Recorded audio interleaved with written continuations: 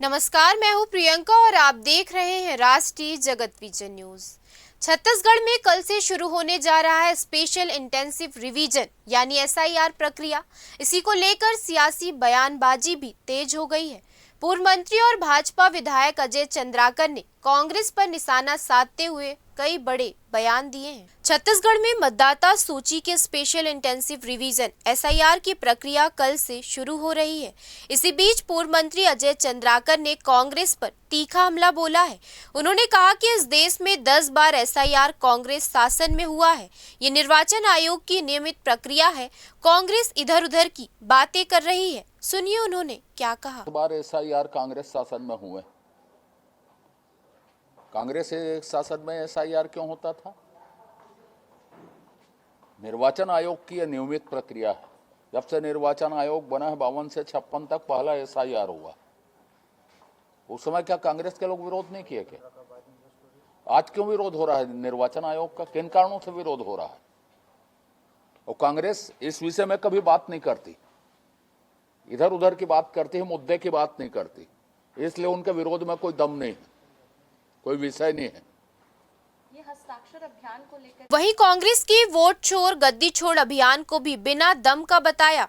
इसी दौरान कांग्रेस द्वारा चलाए जा रहे हस्ताक्षर अभियान पर भी अजय चंद्राकर ने तंज कसा। उन्होंने कहा, अगर कांग्रेस को चुनाव प्रक्रिया पर आपत्ति है तो उसे बिहार में चुनाव का बहिष्कार करना चाहिए था। कांग्रेस की इतनी हैसियत नहीं कि वे बिहार में अपने दम पर चुनाव लड़ सके। तेजस्वी यादव के सहारे कांग्रेस चुनाव लड़ रही है और उसके पास अपना घोषणा पत्र तक नहीं है। साथ ही नक्सलियों से सरकार की कथित गुप्त वार्ता के आरोप पर भी अजय चंद्राकर ने जवाब दिया। उन्होंने कहा कि नक्सलियों से कोई गोपनीय वार्ता नहीं हुई है। बीजेपी का स्टैंड नक्सलियों को लेकर हमेशा स्पष्ट रहा है। केंद्रीय गृह मंत्री ने नक्सल समाप्ति को लेकर समय सीमा तय कर दी है। नहीं, कोई कुछ नहीं, प्रदेश की हित की बात है। और नक्सलियों की जहां तक बात है तो भारतीय जनता पार्टी का स्टैंड बिल्कुल सही है और स्पष्ट है। सरकार का स्टैंड बिल्कुल स्पष्ट है।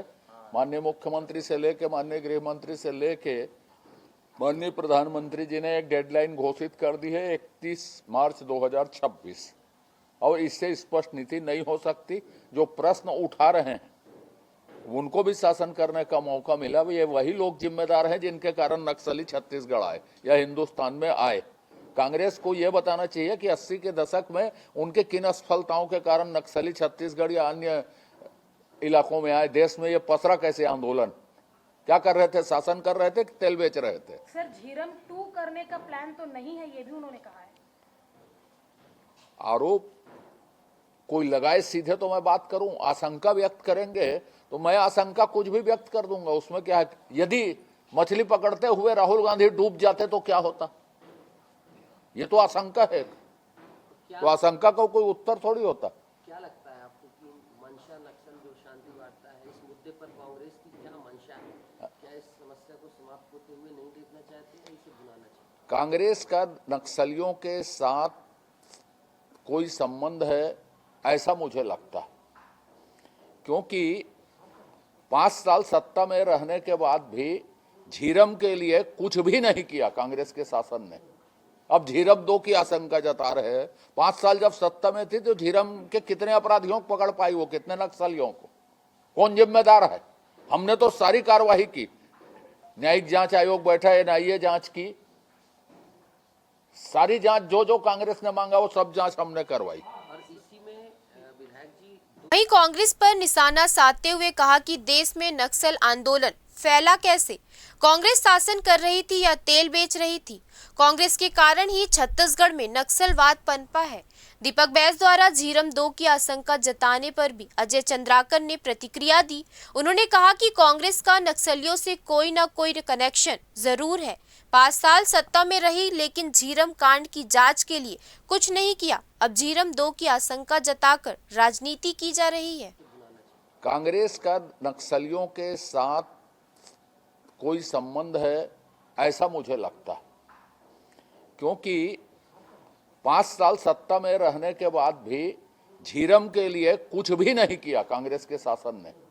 अब झीरम 2 की आशंका जता रहे हैं। 5 साल जब सत्ता में थी तो झीरम के कितने अपराधियों को पकड़ पाई, वो कितने नक्सलियों को, कौन जिम्मेदार है? हमने तो सारी कार्रवाई की, न्यायिक जांच आयोग बैठा, एनआईए जांच की, सारी जांच जो कांग्रेस ने मांगा वो सब जांच हमने करवाई। और इसी में विधायक जी वहीं भाजपा किसान मोर्चा ने सीएम साय से मुलाकात कर एग्रीस्टेक पोर्टल में पंजीयन अवधि बढ़ाने की मांग की है। इस मामले में अजय चंद्राकर ने कहा कि सुनने में आया है कि पोर्टल में तकनीकी दिक्कतें आ रही हैं। धान बोने वाले किसानों को पंजीयन अवधि में नहीं बांधा जाना चाहिए। किसानों को ये सुविधा मिलनी चाहिए कि वे कभी भी पंजीयन करा सके। नहीं, एग्रीटेक में सुनने में आया है कि पंजीयन में कुछ परेशानी हो रही किसानों को, कभी पोर्टल खुलता है कभी बंद हो जाता है। तो निश्चित रूप से किसान जो धान बोए हैं उसको अवधि में नहीं रखना चाहिए, कभी भी पंजीयन करा सकें, इसकी सुविधा किसानों को देनी चाहिए। सर एक और मामला है कि राज्योत्सव में सर प्रशासनिक फिलहाल इस खबर में इतना ही। देश प्रदेश की खबरों से अपडेटेड रहने के लिए हमारे चैनल को सब्सक्राइब करें और नए खबरों के नोटिफिकेशन के लिए बेल आइकॉन जरूर दबाएं। नमस्कार।